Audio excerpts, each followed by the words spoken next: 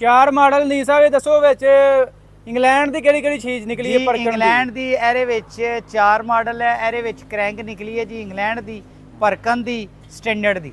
ਅੱਛਾ, ਹੁਣ ਅਸੀਂ ਦਸਤੇ ਕੀਤੀ ਹੈ। ਵਾਹ, ਬਲੰਸਰ ਜਿਹੜਾ ਨਿਕਲਿਆ ਉਹ ਵੀ ਇੰਗਲੈਂਡ ਦਾ ਨਿਕਲਿਆ। ਕਿੱਟ ਵੀ ਵਿੱਚ ਓਰੀਜਨਲ ਸੀ, ਸਿਰਫ ਬਲੰਸਰ ਦੇ ਵਿੱਚ ਇੱਕ ਬੁਸ਼ ਪਾਉਣ ਲੱਗੇ ਆ ਤੇ ਉਹਦੀ ਇੱਕ ਕਿੱਟ ATS ਇੰਗਲੈਂਡ ਦੀ ਪਾਉਣ। ਉਹਨੇ ਅੱਗੇ ਇੱਕ ਹਾਰਵੈਸਟਰ ਦਾ ਮੈਨੂੰ ਦੱਸ ਰਹੇ ਸੀ ਕਿ ਹਾਰਵੈਸਟਰ ਦਾ ਜਿਹੜਾ ਇੱਕ ਇੰਜਨ ਕਰਾਇਆ ਜੀ। ਦੱਸੋ ਜੀ ਤੁਸੀਂ ਕਿ ਹਾਰਵੈਸਟਰ ਦਾ ਇੰਜਨ ਕਰਾਇਆ? ਇਹ ਸਾਡੇ ਕੋਲ 1550 ਮਸ਼ੀਨ ਸੀ, ਉਹਦੇ ਮਰਸਟੀ ਦਿੰਦੇ 352। ਉਹਦਾ ਇੰਜਨ ਕਰਾਇਆ ਸੀ ਵਾਲਦ ਸਾਹਿਬ ਨੇ ਸਾਡੇ ਨੇ, ਤੇ ਉਹ 17 ਸੀਜ਼ਨ ਸਾਡੇ ਕੋਲ 18 ਸੀਜ਼ਨ ਮਸ਼ੀਨ ਚੱਲੀ ਏ। ਤੇ ਤੁਹਾਨੂੰ ਪਤਾ ਕਣਕਾਂ ਵਿੱਚ ਜਿਹੜੀ 1550 ਮਸ਼ੀਨ ਹੈ ਨਾ, ਉਹਦੇ ਅੱਗੇ ਲੋਕ ਮੈਕਸੀਮਮ 15 ਫੁੱਟਾ ਕਟਰ ਪਾਉਂਦੇ ਨੇ, ਠੀਕ ਹੈ, 1550 ਦੇ ਅੱਗੇ ਤੇ 70 ਅੱਗੇ ਵੀ ਉਹੀ ਚੱਲਦਾ ਹੈ। ਤੇ ਮੂੰਜੀਆਂ ਵਿੱਚ 13 ਫੁੱਟ ਕਟਰ ਚੱਲਦਾ। ਮੈਂ ਕਹਿੰਦਾ ਜਿੰਨੀ ਕਟਾਈ ਉਹ ਕਰਦੀ ਸੀ ਨਾ, ਉਹਦਾ ਮੁਕਾਬਲਾ ਹੁਣ ਸਾਡੇ ਕੋਲ 80 ਮਸ਼ੀਨ ਹੈ, ਉਹ ਨਹੀਂ ਕਰ ਸਕਦੀ। अस्सलाम वालेकुम दोस्तों, अपना चैनल PK YouTube चैनल च खुश आमदीद। दोस्तों अज असी मौजूद हाँ जी नदीम बदर आटो इंजीनियरिंग बरकी रोड लाहौर। हाफिज़ साहब साडे नाल मौजूद ने, नदीम साहब साडे नाल मौजूद ने, ते भाई रियाज भी आए ने स्पैशली अज विजिट करन जी नदीम साहब दे कोल बरकी रोड ते।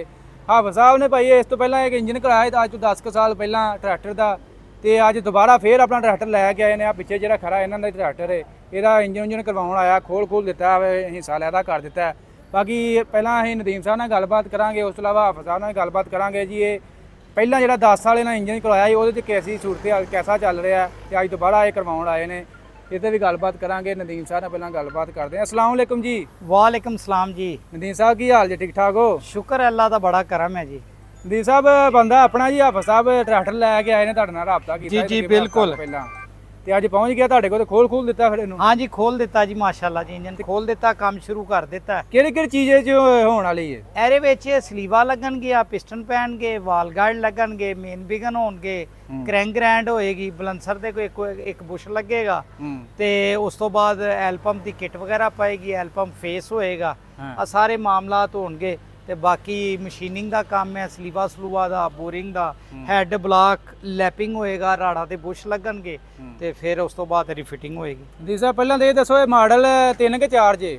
ਆ ਕਸਟਮਰ ਨੂੰ ਬਿਹਤਰ ਪਤਾ ਹੋਏਗਾ, ਲੇਕਿਨ ਮੈਂ ਲਿਖਿਆ ਹੋਏਗਾ 3-4 4 ਮਾਡਲ। ਨਹੀਂ ਸਾਹਿਬ ਇਹ ਦੱਸੋ ਵਿੱਚ ਇੰਗਲੈਂਡ ਦੀ ਕਿਹੜੀ ਚੀਜ਼ ਨਿਕਲੀ ਹੈ ਪਰਕਣ ਦੀ? ਇੰਗਲੈਂਡ ਦੀ ਇਹਦੇ ਵਿੱਚ 4 ਮਾਡਲ ਹੈ। ਇਹਦੇ ਵਿੱਚ ਕ੍ਰੈਂਕ ਨਿਕਲੀ ਹੈ ਜੀ ਇੰਗਲੈਂਡ ਦੀ, ਪਰਕਨ ਦੀ, ਸਟੈਂਡਰਡ ਦੀ।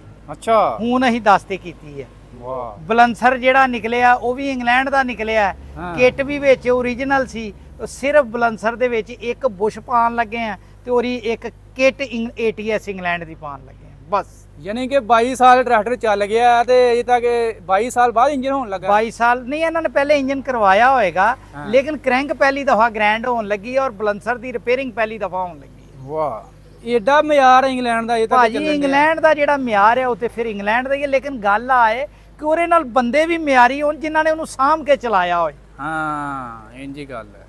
ਇਹਨਾਂ ਨੇ ਅੱਗੇ ਇੱਕ ਹਾਰਵੈਸਟਰ ਦਾ ਮੈਨੂੰ ਦੱਸ ਰਹੇ ਸੀ ਕਿ ਹਾਰਵੈਸਟਰ ਦਾ ਜਿਹੜਾ ਇੱਕ ਇੰਜਨ ਕਰਾਇਆ ਜੀ। ਦੱਸੋ ਜੀ ਤੁਸੀਂ ਕਿ ਹਾਰਵੈਸਟਰ ਦਾ ਇੰਜਨ ਕਰਵਾਇਆ ਹੀ ਤੁਸੀਂ? ਇਹ ਸਾਡੇ ਕੋਲ 1550 ਮਸ਼ੀਨ ਸੀ, ਉਹਦੇ ਮਰਸਟੀ ਦਿੰਦੇ 352। ਉਹਦਾ ਇੰਜਨ ਕਰਾਇਆ ਸੀ ਵਾਲਦ ਸਾਹਿਬ ਨੇ ਸਾਡੇ ਨੇ, ਤੇ ਉਹ 17 ਸੀਜ਼ਨ ਸਾਡੇ ਕੋਲ 18 ਸੀਜ਼ਨ ਮਸ਼ੀਨ ਚੱਲੀ ਏ। ਤੇ ਤੁਹਾਨੂੰ ਪਤਾ ਕਣਕਾਂ ਵਿੱਚ ਜਿਹੜੀ 1550 ਮਸ਼ੀਨ ਹੈ ਨਾ, ਉਹਦੇ ਅੱਗੇ ਲੋਕ ਮੈਕਸੀਮਮ 15 ਫੁੱਟਾ ਕਟਰ ਪਾਉਂਦੇ ਨੇ, ਠੀਕ ਹੈ, 1550 ਦੇ ਅੱਗੇ ਤੇ 70 ਅੱਗੇ ਵੀ ਉਹੀ ਚੱਲਦਾ ਹੈ। ਤੇ ਮੂੰਜੀਆਂ ਵਿੱਚ 13 ਫੁੱਟ ਕਟਰ ਚੱਲਦਾ। ਮੈਂ ਕਹਿੰਦਾ ਜਿੰਨੀ ਕਟਾਈ ਉਹ ਕਰਦੀ ਸੀ ਨਾ, ਉਹਦਾ ਮੁਕਾਬਲਾ ਹੁਣ ਸਾਡੇ ਕੋਲ 80 ਮਸ਼ੀਨ ਹੈ, ਉਹ ਨਹੀਂ ਕਰ ਸਕਦੀ। ਤੇ ਬੜੀ ਤੁੰਨ ਕੇ ਮਸ਼ੀਨ ਚਲਾਈ ਤੇ ਮਾਸ਼ਾਅੱਲਾ ਬਹੁਤ ਹੀ ਅੱਛਾ ਰਿਜ਼ਲਟ ਰਿਹਾ ਉਹ ਮਸ਼ੀਨ ਦਾ। ਤੇ ਕੰਮ ਕਰਾਇਆ ਸੀ ਨਦੀਮ ਸਾਹਿਬ ਕੋਲ, ਤੇ ਹੁਣ ਜਿਹੜਾ ਟਰੈਕਟਰ ਦਾ ਇੰਜਨ ਹੋਣ ਵਾਲਾ ਸੀ ਨਾ, ਤੇ ਸਾਰਿਆਂ ਨੇ ਮਸ਼ਵਰਾ ਕੀਤਾ ਯਾਰ ਕਿਹਦੇ ਕੋਲ ਇੰਜਨ ਕਰਾਈਏ। ਤੇ ਸਾਡੇ ਨਾਰੰਗ ਮੰਡੀ ਮਿਸਤਰੀ ਹੈਗੇ ਨੇ ਬਥੇਰੇ, ਉਹ ਉੱਥੇ ਕਹਿੰਦੇ ਲਓ ਜੀ ਉੱਥੇ ਜਾਓਗੇ ਪੈਸੇ ਬੜੇ ਲੈ ਲੈਣਗੇ, ਆ ਕਰ ਲੈਣਗੇ। ਦੇਖੋ ਜੀ ਜੇ ਸਮਾਨ ਚੰਗਾ ਲੱਭ ਜੇ ਨਾ ਤੇ ਪੈਸੇ ਨਹੀਂ ਦੁੱਖਦੇ। ਹੁਣ ਚਾਪਰ ਤੇ ਜਾਣ ਤੋਂ ਪਹਿਲੇ ਇਹਦੇ ਰਿੰਗ ਰੁੰਗ ਲਵਾਈ ਸੀ, ਹੈਡਵੁੱਡ ਦਾ ਕੰਮ ਕਰਾਇਆ, ਤੇ ਚਾਪਰ ਤੋਂ ਆਇਆ ਹੀ ਏ ਫਿਰ ਇਹਨੇ ਉਹੀ ਕੰਮ ਕਰ ਛੜਿਆ। ਤੇ ਹੁਣ ਲੈ ਕੇ ਆਇਆ ਨਦੀਮ ਸਾਹਿਬ ਕੋਲ, ਇਨਸ਼ਾਅੱਲਾ ਜਦੋਂ ਇਹਨੂੰ ਚਲਾਵਾਂਗੇ ਤੁਹਾਨੂੰ ਫੀਡਬੈਕ ਦਾਂਗੇ ਕੈਸਾ ਰਿਹਾ। ਮਸ਼ੀਨ ਦਾ ਤਾਂ ਇੰਜਨ ਬੜਾ ਚੰਗਾ ਰਿਹਾ ਸੀ। ਮਸ਼ੀਨ ਦਾ ਤੁਸੀਂ ਦੱਸ ਰਹੇ ਕਿ 18 ਸੀਜ਼ਨ ਤੁਸੀਂ ਚਲਾਈ ਹੈ ਜੀ, ਤੇ ਅਜੇ ਤੱਕ ਓਕੇ ਹੈ? ਉਹ ਵੇਚ ਛੱਡੀ, ਫਿਰ ਹੁਣ ਮਾਲਕਾਂ ਨੂੰ ਪਤਾ ਜਿਨ੍ਹਾਂ ਕੋਲ ਗਈ ਏ ਚੱਲ ਰਿਹਾ ਕਿ ਨਹੀਂ ਚੱਲ ਰਿਹਾ। ਸਾਡੇ ਕੋਲ ਅਲਹਮਦੁਲਿਲਾ ਅੱਲਾ ਦੇ ਫਜ਼ਲ ਨਾਲ ਉਹਨੇ ਕੋਈ ਖਰਾਬੀ ਨਹੀਂ ਕੀਤੀ। ਹਾਂ ਚਲੋ ਜੀ, ਅੱਲਾ ਖੈਰ ਕਰੇ। ਹੁਣ ਇਹ ਵੀ ਲੈ ਕੇ ਆਏ ਨੇ ਆਪਣਾ ਇੰਜਨ। ਬਾਕੀ ਇਸ ਤੋਂ ਇਲਾਵਾ ਨਦੀਮ ਸਾਹਿਬ ਨਾਲ ਗੱਲਬਾਤ ਕਰਦੇ ਹਾਂ ਕਿ ਇਹਦੇ ਵਿੱਚ ਹੋਰ ਕਿਹੜੀ ਜਿਹੜਾ ਅੱਛਾ ਆਇਲ ਪੰਪ ਹੀ ਐਲ ਪੰਪ ਐਰਾ ਰਿਪੇਅਰ ਕਰ ਰਹੇ ਸੀ।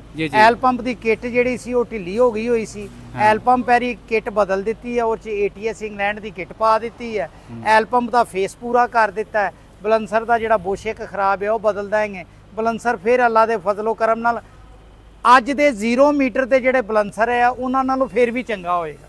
ਹਾਂ ਤੁਸੀਂ ਦੇਖਿਆ ਨਾ ਤਕਰੀਬਨ 22 ਸਾਲ ਪਹਿਲਾਂ ਚੱਲ ਗਿਆ ਆਇਲ ਪੰਪ। 22 ਸਾਲ ਚੱਲ ਗਿਆ ਤੇ ਹਜੇ ਵੀ ਉਹਦੇ ਨਾਲੋਂ ਅੱਲਾ ਦੇ ਫਜ਼ਲੋ ਕਰਮ ਨਾਲ, ਅੱਲਾ ਦੇ ਫਜ਼ਲੋ ਕਰਮ ਨਾਲ ਸਾਡਾ ਕੋਈ ਦਾਵਾ ਨਹੀਂ, ਲੇਕਿਨ ਅੱਲਾ ਦੇ ਫਜ਼ਲੋ ਕਰਮ ਨਾਲ ਹਜੇ ਵੀ ਚੰਗਾ ਹੋਏਗਾ। ਇਹਨਾਂ ਦੀ ਸਾਂਭ ਵੀ ਚੰਗੀ ਹੈ, ਇਹਨਾਂ ਦਾ ਤੇਲ ਟਾਈਮ ਸਿਰ ਬਦਲਦੇ ਆ। ਹੁਣ ਦੇਖੋ ਨਾ ਇਹਨਾਂ ਨੇ ਹੈੱਡ ਕਰਾਇਆ, ਹੈੱਡ ਦੇ ਵਿੱਚ ਇਹਨਾਂ ਨੇ ਜਿਵੇਂ ਜ਼ਿਕਰ ਕੀਤਾ ਨਾ ਕਿ ਮਰਸੀਡੀਜ਼ ਦਾ ਇੰਜਨ ਚੱਲਿਆ, ਇਹਨਾਂ ਦੇ ਇੰਜਨ ਦੇ ਵਿੱਚ ਜਿਹੜੇ ਹੈੱਡ ਜਿਹੀ ਵਾਲ ਪਾ ਰਹੇ ਆ ਉਹੋ ਹੀ ਵਾਲ ਪਾ ਰਹੇ ਨੇ ਜਿਸ ਤਰ੍ਹਾਂ ਮਰਸੀਡੀਜ਼ ਦੀ ਟੈਕਨੋਲੋਜੀ ਦੇ। ਬਿਲਕੁਲ ਬਿਲਕੁਲ। ਮੈਸੀ ਦੇ ਵਿੱਚ ਜਿਹੜੇ ਵਾਲ ਪਾਉਂਦੇ ਆ ਜਿਵੇਂ ਮਰਸੀਡੀਜ਼ ਦੇ ਦੋਨੋਂ ਵਾਲ ਸਟੀਲ ਦੇ ਆਉਂਦੇ ਆ ਨਾ, ਐਸੇ ਤਰ੍ਹਾਂ ਮੈਸੀ ਦੇ ਵਿੱਚ ਵੀ ਇਹੀ ਦੋਨੋਂ ਵਾਲ ਸਟੀਲ ਦੇ ਉਹੋ ਹੀ ਟੈਕਨੋਲੋਜੀ ਤੇ ਪਾਈਦੇ ਆ ਤਾਂ ਕਿ ਟਰੈਕਟਰ ਹੁਣ ਚੋਪਰਾ ਤੇ ਚੱਲਦੇ ਆ, ਘਟਾ ਉਹਨਾਂ ਨੂੰ ਮਾਰ ਪੈਂਦੀ ਆ ਤਾਂ ਕਿ ਵਾਲ ਛੇਤੀ ਉੱਡਣ ਨਾ, ਸੀਟਾਂ ਛੇਤੀ ਬੈਠਣ ਨਾਲ ਤੇ ਹੈਡ ਕੋਈ ਸਾਲ ਵੱਧ ਕੱਢ ਜਾਣ।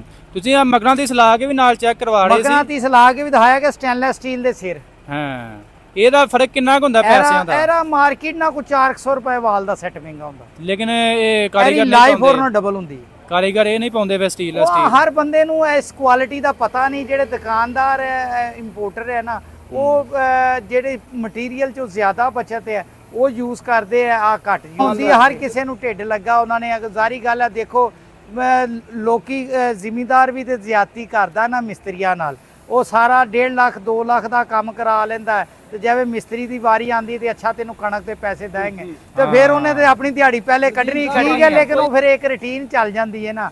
ਉਹ ਫਿਰ ਮਿਸਤਰੀਆਂ ਨੇ ਖਰਾਦੀਏ ਕੋਲੋਂ ਵੀ ਪੈਸੇ ਲੈਣੇ ਹੁੰਦੇ ਆ, ਮਿਸਤਰੀਆਂ ਨੇ ਸਪੇਅਰ ਪਾਰਟ ਵਾਲਿਆਂ ਕੋਲ, ਲੇਕਿਨ ਆ ਵੀ ਮੈਂ ਤੁਹਾਨੂੰ ਦੱਸ ਦਵਾਂ ਸਾਰੇ ਮਿਸਤਰੀ ਨਹੀਂ ਜੇ ਲੈਂਦੇ, ਵਿੱਚ ਕੁਛ ਬੰਦੇ ਨਾ ਖਰਾਦੀਏ ਕੋ ਪੈਸੇ ਲੈਂਦੇ ਜੇ ਨਾ ਸਪੇਅਰ ਪਾਰਟ ਵਾਲੇ ਕੋ ਲੈਂਦੇ ਆ। ਹੁਣ ਸਾਡੇ ਕੋਲ ਲੋਕ ਜਿਹੜੇ ਕੰਮ ਕਰਾਉਂਦੇ ਆ ਅਸੀਂ ਕਿਸੇ ਨੂੰ ਪੈਸਾ ਨਹੀਂ ਦਿੰਦੇ, ਲੇਕਿਨ ਉਹ ਵੀ ਲੋਕ ਤੇ ਹੈਗੇ ਜਿਹੜੇ ਕੰਮ ਕਰਾਉਂਦੇ ਆ। ਇਸ ਕਰਕੇ ਸਾਰੇ ਨਹੀਂ ਇਸ ਤਰ੍ਹਾਂ ਦੇ, ਅਗਰ ਸਾਰੇ ਹੀ ਲੋਕ ਗਲਤ ਹੋ ਜਾਣ ਤੇ ਫਿਰ ਤੇ ਕੰਮ ਨਹੀਂ ਨਾ ਚੱਲਦਾ। ਅੱਛਾ ਨੀ ਸਾਹਿਬ ਆਪਾਂ ਮੇਨ ਤੇ ਇਹਦੇ ਤੇ ਆਈਏ, ਇਹ ਕੋਈ ਮੇਨ ਚੀਜ਼ ਇਹਦੀ ਖਰਾਬ ਤੇ ਨਹੀਂ ਨਿਕਲੀ?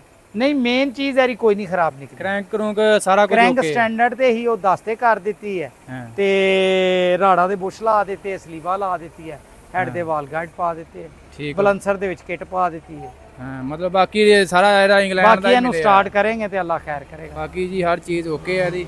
ਤੇ ਨਦੀਮ ਸਾਹਿਬ ਕਹਿੰਦਾ ਹੈ ਨਾ ਕੇਅਰ ਜਿੰਨੀ ਕਰੋਗੇ ਉਨਾ ਹੀ ਚੱਲਦਾ। ਮੈਂ ਅਗਲੇ ਦਿਨ ਵੇਖਿਆ ਵੀ ਇੱਕ ਟਰੈਕਟਰ ਦਾ ਨਾ ਪਤਾ ਨਹੀਂ ਕੀ ਕੰਮ ਕਰਵਾਉਣ ਆਇਆ, ਇਹਨਾਂ ਦੀ ਪਿਛਲੀ ਗੇਜ ਪੱਟੀ ਹਿੱਸੇ ਦੀ, ਤੇ ਮੇਰੇ ਹਿਸਾਬ ਨਾਲ ਕੋਈ 10-12 ਸਾਲ ਚੱਲਿਆ ਸੀ ਉਹਦਾ, ਮੈਂ ਹੀ ਤੇਲ ਬਦਲਿਆ ਨਹੀਂ ਪਿਛਲੇ, ਜਦੋਂ ਦਾ ਮਿਲਤ ਚ ਆਇਆ ਉਹਨੇ ਤੇਲ ਬਦਲੀ ਚ ਤੇਲ ਨਹੀਂ, ਤੇ ਜੇ ਤੇਲ ਹੀ ਨਾ ਵਿੱਚ ਹੋਇਆ ਤੇ ਗਰਾਰੀਆਂ ਦੇ ਘਸ ਜਾਣੀਆਂ ਨੇ, ਖਰਾਬ ਹੋ ਜਾਣੀਆਂ ਨੇ।